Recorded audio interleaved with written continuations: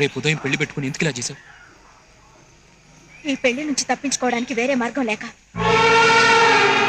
ఎవరిని అడిగి పెళ్లి నిశ్చయించారు?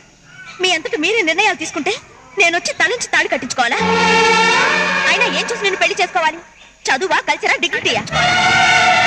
వేలి ముద్ర మాత్రమే వచ్చిన వాడివి నీ వేలు పట్టుకుని 7 అడుగులు ఎలా నడుస్తాననుకున్నా? రేపు నా ఫ్రెండ్స్ అందరికీ నేను పరిచయం చేస్తే వాళ్ళతో ఒక్క ముక్క ఇంగ్లీష్ లో మాట్లాడగలవా?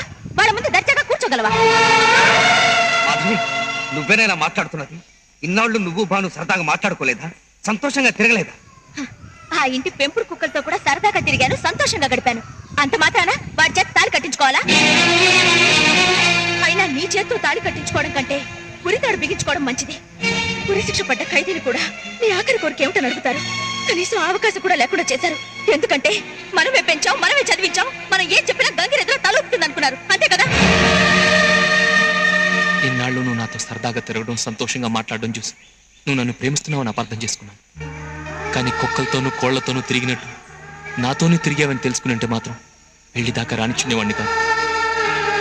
చిన్నప్పటి నుంచి నీ ఆశే నా ఆశ, నీ సంతోషమే నా సంతోషం అనే భ్రాంతిలో బతుకుతూ వచ్చాను. అందుకే ఈ ప్రపంచంలో నీకు ఇష్టం లేనిది ఏది నాకు ఇష్టం లేదు. చివరికి నీకు ఇష్టం లేని నా మీద నాకే ఇష్టం లేదు.